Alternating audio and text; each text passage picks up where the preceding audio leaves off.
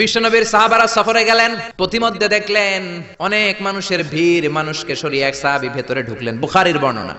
ঢুকে দেখে এক লোক শুয়ে আছে, সবাই মন্ত্র পড়ে ফু দেয়, সুমন্তর সু কালী কুত্তার গু।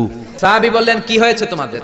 লোকেরা বলল, যেই লোকটা শুয়ে আছে আমাদের নেতা, একটা অজগর সাপ পাইথন কামড় মেরেছে, আমাদের নেতা মরে যাবে, আমাদের সুমন্তর সু কালী কুত্তার গু এগুলো দিয়ে কিচ্ছু হচ্ছে না, কি করি? বুখারীর বর্ণনা। সাহাবী বলেন, আমার কাছে এমন এক জিনিস জানা আছে যেটা পরে ফু দিলে ভালো করবে কে? ওরা বলতে লাগলো, তাহলে তুমি করো। সাহাবী কয়, না করুম না, শর্ত আছে। কি শর্ত? 100 ছাগল দিবা। কতিফু গানাম, এক পাল ছাগল দিতে হবে। সবাই চিন্তা করলো, যেটা অসুস্থ আমাদের নেতা, নেতা মরে গেলে আমরা হয়ে যাবো খেতা। ছাগলের কোনো সমস্যা নাই, বাড়ি বাড়ি ছাগল তুলতে শুরু করলো। এক পাল ছাগল তোলা হয়ে গেল। এবার সাহাবীরা ডেকে বলে, যাও ঝাড়ফুঁক করো। বিশ্বনবীর সাহাবী ওযু করে জিজ্ঞেস করলো, কোন জায়গায় কামড় দিয়েছে? পায়ের এই জায়গায় কামড় দিয়েছে।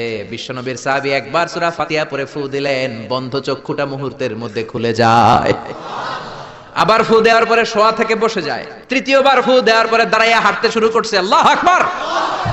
সব তো টাসকি খেয়ে গেছে। 100 ছাগল নিয়ে বাপের বেটার মতো মদিনায় ফিরে আসতেছে। মাঝ পথে সাহাবাদের পেটে প্রচন্ড ক্ষুধা, কয়েকটা ছাগল জবাই করেও খাইছে গোশত। এখন চিন্তা করলো, হায় রে, কোরআন বেচা যে ছাগল লইলাম, এটা জায়েজ হয়েছে কিনা খাওয়াটা? বিশ্বনবীর মাসালা জিজ্ঞেস করার দরকার আছে না নাই?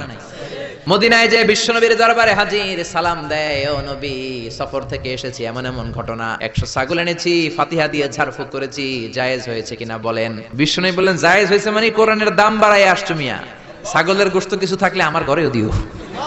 আল্লাহু আকবার!